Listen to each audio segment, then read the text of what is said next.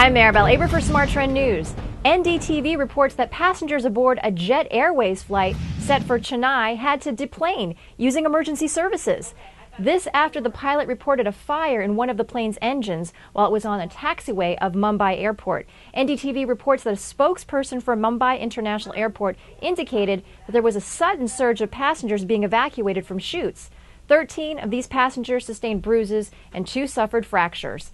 I'm Maribel Aber for Smart Trend News. For more news and market analysis, subscribe to our YouTube channel, Trade the Trend, and also visit our website, tradethetrend.com, for more headlines.